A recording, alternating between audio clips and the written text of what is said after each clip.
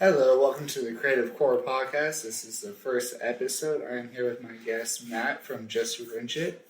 How are you, Matt? Doing good. Thanks for having me on. I appreciate the time. I thank you for being on the show. So the Creative Core Podcast is a podcast getting into why people do creative things. So Matt has a YouTube channel in which he fixes cars, and reviews products. So what was the moment you decided to start doing videos of it? I think I've been on for about 2 years now. I think somewhere around March is my 2-year mark. And literally, it was a combination of things, mostly out of boredom. I knew I was going to have a lot of free time. Both my kids were going into school, so I wouldn't have them during the day every day. So I was looking to fill some free time, but I always, like everybody else, I watched all these YouTube channels, different things, and I stumbled across a bunch of people buying wrecked cars and fixing them, and there were a bunch of different channels at the time doing that kind of content, and I was already kind of doing things like that. I had bought, at that point, 2 cars and rebuilt them, so to speak, and then got them inspected and roadworthy again. So I'd already gone through the process of that. And I see these other guys on YouTube with their channels, and they're just basically doing what I'm already doing. And I thought, hey, why can't I do that? I have the abilities and the skills. So I think that was mainly it. I just saw these guys doing it, and I thought, I can do that. So I figured I'd give it a go. And you shoot your videos on phone, correct? Yeah, I've upgraded. Well, it's not much of an upgrade, but I upgraded recently to a Canon Vixia. I want to say it's like an RF 800. It's a relatively low cost camcorder, and I bought that because I wanted it to shoot the same 1080 60 frames per second that I was doing with my phone. Right. It's at the moment on YouTube, without going into like the 4K category, it's about the best video quality you can get. However, I've been having some issues with the quality of the camcorder. As far as, everything looks right, but it comes off like a little grainy, and there's a little more light pollution. So I do have it. I do shoot some of my videos on it, more like the tripod, the camera's not going to move much kind of videos. But predominantly, yeah, and for the longest time, I shot on my phone. And when I started, my best video to date was on a very low-cost phone. It was a Huawei Honor 8. It was less than $300. And that was just buying the phone outright. So, it wasn't like at the top of the line phone or anything. I just started with that. And then I've now upgraded to a Note 9, I believe I have. And it does really good video. It does. Right. The Note 9 outperforms my camcorder in every way except the functionality. It's nice to just have the camcorder to set up and do something, and that's its sole purpose. But with the phone, I have to hook microphones up to it, put it on some kind of tripod or whatever I'm using, because you don't want to do a lot of freehand. A lot of people don't like the shaky footage. But yeah, I just started with my phone, and I don't plan out a lot of my videos. The content in general, I'll be like, okay, I'm gonna do a video on this or this product or this portion of the repair or whatever I'm doing. Right. But I don't sit down and brainstorm or really plan a whole lot of it out. And I think while some people on YouTube and other mediums of content creation may kind of look down on that, I think a lot more people see that as more genuine. You have a lot of these highly polished channels, podcasts, things like this, that you can just tell they put so much work into. And while that is nice, it's not really a TV show. It's not really this high production thing. It's just some YouTube videos. So Right. it's almost like they're trying way too hard. And I think I get a lot of that from my viewers and the people that do end up subscribing to my channel, is that they appreciate that I'm just a guy doing stuff. Like, I'm not trying real hard, being over the top. It's kind of like that realism. So because I've helped you out on one of your videos, I've helped shoot it with my stabilizer. Mm-hmm. What kind of feel do you think that brought onto your video? I noticed the difference at the end of the video, and it's something that hopefully in the future I can get back to, which is the higher quality camera equipment was nicer even than the phone that I was using, so that put it in another category in itself. And then just the added assistance of a cameraman is amazing. Like, I'm starting to figure out why some of these channels and things are actually like 4 and 5 people behind the scenes all working together on this content. Because when you just set out and you start like a podcast or a YouTube channel or whatever you're doing, you just think, okay, I'm just going to do this. No, you're not. You need equipment. You have to learn how to edit, whether that be audio or video.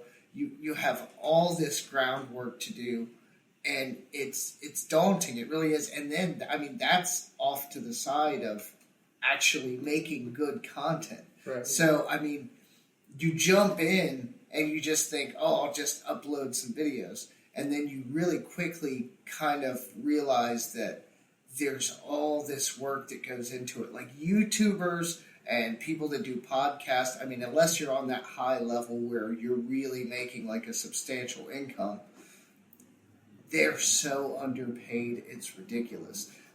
There's this one guy that I watch on YouTube. He has a similar channel to mine, and I don't know how he does it. I mean, I know how he does it, but his editing is just on point. Like, I mean, there's additions, sound effects, transitions. I mean, everything that is pretty much in the bag today as far as quality editing techniques, he's got. I mean, his videos are 20 to 30 minutes long, and just the amount, because now you used to just watch this stuff and be like, oh, okay, it's this dude made a video. But then now once you've understood what goes into these videos, I'm looking at the video like it just must have took hours to edit alone. Right. Like, that's not counting shooting the content or anything else that goes into it. I mean, it's just amazing. And then, like, you know, I don't know what these guys are making, but it's just not enough. What was the first project that you felt like was a successful video? Well, okay, so that's a weird question because it changes over time. My first video, and I know this sounds funny, but my first video was a video about making videos. and let me explain that. It was like an introduction to my channel, and I didn't even know how YouTube worked at the time, so I just made this video, and I figured some people would see it. Like, that's as far as I thought it out. Right. And it was just me at my kitchen table saying, like, yeah, I'm going to make a new channel. And so that was my first video, and like 20 people saw it or something, you know, within a decent time frame. And I thought that was amazing. I was like, oh, wow, 20 people. Like, that's pretty good. So then it kind of goes like that early on. You're like, oh, man, 50 people or 100 people have seen this video. Like, oh, that's really cool. It doesn't even matter at that point how long they watched for. It's just that they saw it, they clicked on it, and they watched part of your video. So you're really stoked about that. But my best video to date is a video I made about salvage inspection. The process of you have one of these wrecked vehicles with a salvage title. and then you're fixing it, and then you have to go get it inspected by the state. In this case here, it's the Highway Patrol, and they look over the car and certify that it's roadworthy again. So I did a video outlining that process, okay, and everything that it entailed. And to date, it's my best video. But it came out of nowhere. I made this video, right? And I didn't even think about it. It was just another video to me. It was kind of like different because I was mostly talking and stuff in it, where normally I'm working on something. But I just was like, oh, okay, I'll shoot this. You know, somebody's going to find it helpful. So I shot it and I uploaded it. And it did just like all my videos at that point in time did, like mediocre at best. Like, I don't even think I ever really saw it over like 1,000 views forever. Right. For like, it was like a year or probably at least like 9 months to a year. Like, it was just another video on my channel. I don't even think I checked it. And then I was looking at my channel page or something one day, rearranging it, and I put popular videos as a section you can do, and I put that at the top because that's what people watch the most. And I realized that after I put it and I was double checking my work, when it populated with, you know, what was going to be there, my inspection video was number 1 on that list, and it had like 5,000 views. And I was like, whoa. Like, wait a minute. What's going on here? Because, like, I made it and forgot about it. I didn't even promote it. Right. Like, and I didn't even have a following to promote to at that point. So I was like, whoa, what's going on here? So I started looking into the analytics, and it was, you know, a couple people here and there forever. And then all of a sudden, one day, it just, people started watching it, and more and more and more. And now it's up to, I want to say it's almost at 30K. It's either at 30K or just under it. And now it's the number 1 video on YouTube. If you're looking for a video on the salvage inspection process, it depends on what you type in. But chances are, if you're looking up anything on salvage inspection, that video's number 1. So how long ago did you make that? I made that, it was, had to be like springtime, like a year and a half ago. So like May, June, so somewhere in there. It was still kind of rainy and crappy. So it must have been like April or May, somewhere in there. And like I said, yeah, for the longest time, just nothing. But now, I mean, I can't tell you the amount of emails, and I mean, some people comment on the videos, some people email me directly. I've helped, it's probably literally somewhere between 500 and 1,000 people, like with information or to guide them through the inspection process for their state. Like, I still to this day, I get comments on the video, I get emails from people, hey, you know, this is my situation, this is what I did, like, what do you think? And if I can't help them, if I can't get the information directly, I'll go to like their state's website and get like a contact form and just help them with the process. Because when I first stumbled through it, I had no idea what I was doing. So Right. I had to learn all that stuff on my own. And the rules change as time progresses. So I think a lot of people see that. And even off that one video, I think it's like 100 and somewhere between like 100 and 200 of my subscribers have come just directly from that one video, and that's probably like 15% of my total subscribers at this point, just off one video. So it's weird, like, and over time it'll change. Like, I have some stuff going on now that's doing pretty well, but they're poised to overtake that video if, you know, it follows the same trends over Right. time. You see a lot of videos on YouTube. Some people will comment, like, in the video, like, that it's, like, 2 years old, and they make it like that meme-style comment, but they'll be like, YouTube is about to start this man's career. Like, because out of nowhere, a 2-year-old video that was doing no real activity, YouTube will just start recommending it and suggesting it out, like, to everybody, Right. and then a year or 2 years into it, it just starts getting a lot of views. Like, it's weird like that. It's almost like they run out of stuff for people to watch, so they look through the archive and start slapping it out there on the front page. But it works, man. Like, you could be just like that. Like, you could make a video and it do nothing for months and months and months, and then just people catch it and start watching it, and then it gets shared a couple of times, and it can just literally explode from there. And the level of explosion, varies based on your channel size, your impact as far as social media exposure. Right. But so it's not necessarily going viral, but I've easily seen like one or two choice videos make a complete difference for a channel.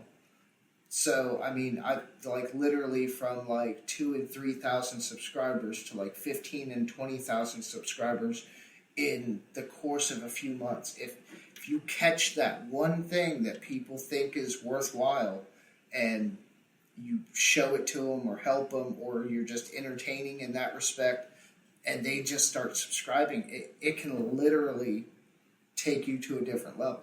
Right. So, knowing what you know now compared to the 2 years ago, and all the ways that you evolved as a YouTuber, would you ever go through and recreate that video in any way?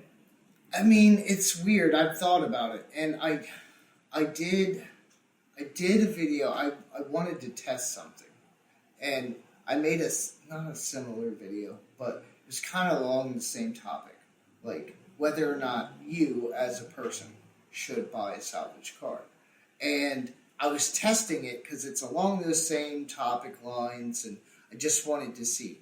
And I'm not going to say it bombed. I mean, it still got some decent views, right, but nowhere near what that video has done. And even over time, like I've been watching it, periodically, and it's not climbing in any way. I mean, yes, I guess it could still make some impact a year from now, but it doesn't seem like it is. So as far as like recreating it, I mean, there's always updated information, so I could always revisit it, but I don't think personally any video is going to quite catch the wave the way that one did. If I could go back, I would. Oh my God, I would change my entire channel. It's take something like working on a vehicle, which is already a pain to begin with, and then double the work because you're going to film it, and then double that work because you have to edit the video, right, and then throw a little bit extra on there because you have to upload it to YouTube, get the tags, try to share it to social media, interact with the comments. I mean, by the time it's said and done, man, I'm like a 2-hour car project. If I film it and make a video on it, turns into like 5-6 hours worth of work. Yeah. And I have a full-time job, so it's really hard to balance that. That's why a lot of my stuff is off the cuff, and I don't plan that much. I mean, a little bit now. I'm starting to get into like trying to find some deals online for people to like buy certain tools or things. So there's a little more planning into those videos. Plus, I started up my AdSense account on Amazon to try to monetize the channel a little bit. Right. But I mean, it depends on what you're doing. Some videos you have to plan. But if I had to give any advice, especially early on, don't plan. Not too much. You can have an idea. You can go by like a general theme that you want to do. Have like a general script, but don't put that much work into it. Now, if you start catching traction, you get enough people to get monetized, and you're actually like your channel's got a lot of upward growth, then maybe start planning a little more and trying to increase your quality of your content. But at first, man, the important thing is to just make the video. There's a guy I used to work with who kept talking about making a channel, and he would just say like every week, "Oh yeah, I'm gonna do it." And I'm like, and he's like, "Oh, I already got the computer, or I already got the green screen, I already got this." I'm like, dude, just turn on the camera. Right. Just do it. All these people that you see on these channels, if you look at them, and a lot of these successful channels now, some of them will remove the stuff on purpose. But if you look back, go to their channel page, go to the video tab, and then there's an option to filter by date. And you can filter by oldest. Do that and look at their earliest videos. They are fucking horrible. Right. They are bad. They're shot horribly. They're everything that I'm telling you to do now. They literally just put a camera in front of themselves and hit record and started whatever they were doing.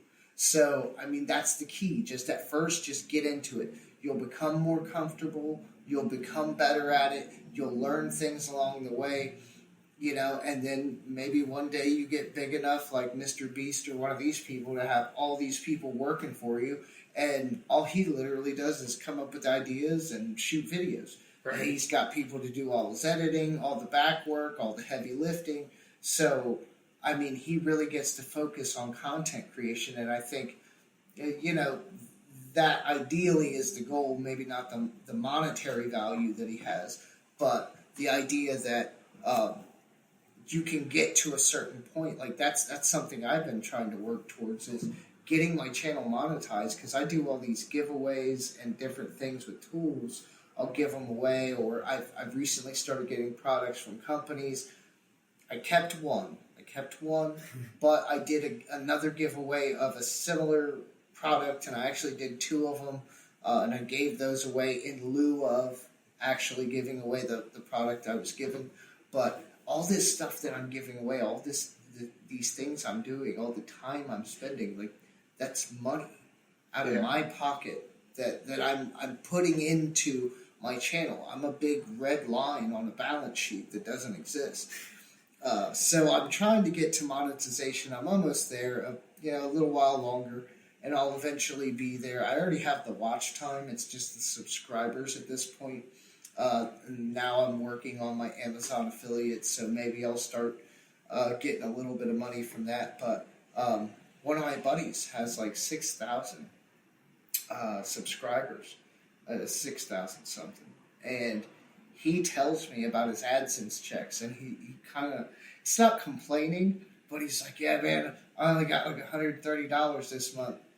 And I want to smack him, because I'm like, $130 in a month would be great to me. I could buy like 3 or 4 tools that would give me video content, or car parts to do some project. Like, it would help fund this thing I'm doing. Because right now I'm just spending, I go to the store and I start looking at tools, and my wife's like, yeah, no, you don't need any more tools. And I'm like, but they're for giveaways. And she goes, even worse, you don't need to buy any more tools right now, because I think in the last few months it's probably been $200 or $300 worth of tools, and that's just the tools. That's not going to the post office and paying for the shipping. Thank God for the flat rate boxes, because some of this stuff, there was one, it was like a tool set, and if it barely fit in the flat rate box. But if it hadn't, it was going to cost me almost as much to send it as it cost me to buy it, because of how heavy it was. It was like a socket set in a blow molded case. The ladies there are so nice, because I have a small post office. It's always the same people, and obviously I come in there a lot. She duct taped. Well, they have special tape, but she taped this box shut, and she's like, yeah, I mean, it fits. I'm like, okay, cool, because she was like, yeah, this is only going to save you $35 in shipping. I mean, that's a lot of money. Right, and I mean, it is. It's rough. I'm starting to get there, though, as far as the exposure. But, man, just start. Whatever your idea is, and it can change over time. At first, I was just doing the car stuff. And then when I didn't have car projects, I said, I need something to be able to make videos about. So I'm like, okay, I can talk about the tools that I buy and, the things like that. So doing tool reviews and product talk about different tools on top of it. And that was really just a filler. But now, at the moment, because of finances, I just got married this year, and there's a bunch going on. I switched jobs. So I don't have the time or the money at the moment to get another project card. So I've been doing a lot more like the tool videos and reviews and things. So don't be afraid to, I mean, obviously I can't switch and start doing gaming content, right? But so like have a niche, but just stay in your lane. Like if you're talking about, you know, UFOs visiting Earth and alien abductions, stay on topic. If you're talking about makeup and beauty tutorials, stay on topic. Talk about makeup, talk about brushes, talk about, you know, the best lighting for, you know, those kind of videos or whatever you're trying to do. I mean, there are literally YouTubers that make full-time income with channels on how to make YouTube videos. Like, it's asinine, but it works. Like there's quite a few of them, and it's actually like a growing because, and it's genius because there's always gonna be somebody starting out. Right. There's always gonna be that next person that has no idea what they're doing that needs guidance. So like, I mean that one, it's almost like the only one thing I don't like about that genre is they have to feed on the changes that YouTube makes, because other than that, a lot of the information stays the same. So you will see a lot of like, not repeat content, but like multiple videos over the same topics over time because they just have to. But I mean, the good ones try to do it in different ways. So like that one's kind of rough in that aspect. But I mean, over the long haul, just get an idea, whatever it is, drawing, if you want to do, even the political stuff was getting a little hot for a while, but now it's starting to calm down. But even if you're not going to monetize YouTube, look at like Candace Owens.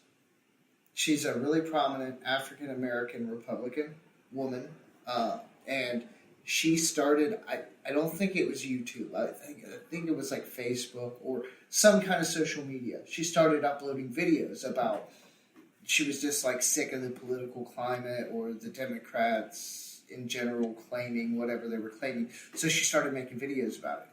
She became so popular that now she's like a pundit on the news shows, and she's literally on the forefront of the Republican side of the political spectrum, and she's met the president multiple times and done all this stuff, all because she turned the camera on.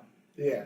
You know, like literally, she was just a girl, and then she turned the camera on, and all this stuff happened. Now, great, she's very charismatic, she's very beautiful, and she's unique in that she's an African-American Republican woman and all of these things, but none of those aspects alone drove her to where she was at. It's just that she took a chance, and people liked her. So she's literally made a living off of what she decided to just do one day. And I think that a lot of us could do that. It just takes that will to not be so scared and to just kind of jump in. I know the guy named Amari King. He was an ex-convict. Uploaded a video about how you should just do what the cops say, so that way you don't cause bigger issues or cause drama or get any more trouble. And he started making more videos about that and everything. And now he has a big house and keeps buying his mom a house and cars. And yeah, I mean, it's like I think he's more like Facebook or something like that. I don't see him a lot. Maybe he does have a YouTube channel. He has a YouTube, and he just mostly posts what he posts on Facebook onto his YouTube. Right, and I mean, that works too. Who is it? Like the Upchurch guy? He's some country kid, and there's some other dude that does videos with him. But like, yeah, like they've become big. It can be anything. If you have an idea, try it. See if it gains some traction. And even if it doesn't, if it's something you want to do for a while, do it. And you never know, 6 months later, it could be the next thing. Like, I mean, people have gotten TV shows and all kinds of other promotions and sponsorship deals. And, I mean, just literally the sky's the limit. Don't look for YouTube's AdSense, Google AdSense money. to be your only source of income. Right. My one buddy with the 6,000 subscribers, he stopped doing it now, and I forget all the exact reasons. But there for a while, he was doing like flipping cars and doing videos about flipping cars. And he had a booklet that he wrote and self-published, so to speak. And it was just, a bunch of information about how to flip cars, what to look for in a good car, just everything about it. It was a little, I don't want to say pamphlet, but a small book. And, he paid for them to be made up, and you could go to his website and purchase this for a few bucks or something. And even when he was really small, before he was monetized, he was offering that on his channel. And he told me when he stopped selling the books because of whatever the multitude of reasons were at the time, his wife was really mad because he was making like $700 and $800 a month off the sales of those books. And I think I know in one aspect, I think he said like the legal ramifications, like if somebody came back later and tried to say like, oh, you gave me bad advice, like everybody's trying to sue everybody now.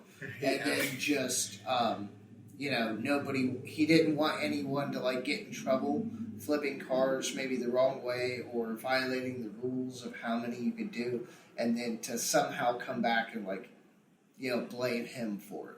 So out of the liability, I think he kind of stopped selling them. But yeah, he was making a good income off that, and I mean, I'm sure he could come up with something else similar to it. That has like more specific instructions and maybe like a... Yeah, I mean, it's the same thing as like... Can't sue me. Right, and the same thing with like that video I made. I toyed around with the idea of making a book for all 50 states because they're all different. But the problem is that the rules change so much. I do all this research, make this book, and then more than likely by the time I'm publishing it or offering it to people, some of those rules have already changed. Right. And then, then you have the thing of somebody buys your book and gets not maybe bad information, but not the most up-to-date information. And, just the undertaking for all 50 states, I think, is what threw me off of it. But I think it could, especially based off my video, it could definitely sell. There's people out there that want this information. There's always things like that. So just keep your eyes open.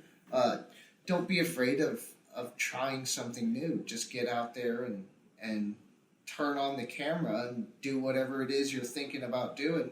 And then when you're done, edit the video and upload it and see what happens. I mean, depending on the video, you might not even have to edit it. Yeah, I mean, some people, oh man, those lucky people that just get to throw on a video, do one take, and that's it. Like, oh, I mean, it just depends. My video editing skills have come so far so quickly. I mean, I'm not making movie-classed productions, but I can now put images in. I can do, the transitions and color grade, and I tweak my audio and all the stuff that I wasn't doing at first. And I found out real quick that it doesn't even matter if your video quality's horrible or if the camera's shaky. The one thing that will turn people off on YouTube the fastest is audio. Yeah. The audio needs to be clear to hear. So upload your video, and you can do this before you make it public. You can do it after you make it public, however you want to do it. But watch your own video on a mobile device, because that's where 80% of all the YouTube traffic's coming from. And if you can't hear it with the volume all the way up on your phone, then chances are nobody's going to watch it. Or if the audio is just not good, if there's wind sound, whatever, you need to be able to clearly hear what's going on. Otherwise, people will just click off. I learned that real early. My audio wasn't horrible, but it wasn't the greatest. And then I learned real quick to fix that. And so I have a checklist, and I address everything in order. I do all my cuts. I get all that done. If I'm going to add transitions or images into the video, I do that. I watermark all my videos with my logo so nobody can steal them. Not that anybody would, but so that they can't, because I've heard a lot of cases of people duplicating entire channels. Because there are apps and other ways you can just download the video straight from YouTube, and then somebody else can re-upload it and under another channel and literally copy your content. And it happens a lot more than you think, and they tend to target smaller YouTubers because they don't know. And I'm sure the same thing can happen for Instagram and all these other social media sites where people literally will try to steal your thunder or at least copy it. Right. So be wary of that. But overall, it's a lot of fun. You meet a lot of great people. Like, I can literally say I know like 12 YouTubers now in person. Really? I know that many. I've met them, seen them, talked to them. And then I even get people. I have this one guy. I've been watching him for years. He does like tools and shopping, kind of like deals and stuff. And that's literally all he does. Has his own website. I mean, it's his niche, right? But like, I was just doing something one day. I think it was when I was painting my truck, and like I looked down in my comments like sometime after I made the video, and there he was. He commented. He's like, "Oh yeah, I love the color." Da da da. Dude's been watching my videos, and that was just the first one I'd actually seen him comment on. He'd been watching my videos for a little while, and that's like crazy to me because I've been watching this guy for years. Right. You know what I mean? And I can't say that I wasn't even watching him as my channel. It was like my personal account. So it's not like he was like, "Oh, there's that guy. I'll check his stuff out." No, he just literally organically found my content and started watching and subscribed. That's crazy. And he's got like 60,000 subscribers or something ridiculous, and he watches my stuff. Like, it's weird how it works. And so like we've exchanged emails back and forth, and we've talked a couple of times. He's out in like Nebraska. I've done live streams with a bunch of other YouTubers and things. So yeah, man, just get out there and try. Like, just don't be afraid to try. Turn the camera on, do whatever it is you're going to do, and you'll meet some great people. You'll have some great experiences, and at the very least, it'll give you something to do for a while until you figure out how you want to address it, in the long run. Right. But just start. That's the whole key, is to just start. But we're going to call it the podcast, the very first episode. Maybe we can have Matt come back on for another episode if he's up for it. Oh, yeah, of course. Thanks for listening. I hope you enjoyed it. Matt, do you want to shout out yourself real fast? Yeah, you can find me on YouTube, of course. Just Wrench It. I have an Instagram page. I post a lot of shopping deals and discounts there when I find them. That's Just Wrench It on Instagram. And then I have a Facebook page, but that's mostly just the YouTube promotion. But I do promote my videos there first. Facebook, Just Wrench It, before they are pushed out on all the other social media sites. So you get a heads up more than the normal YouTube viewers do. Right. All right. All right. Thanks, guys. Thanks, guys.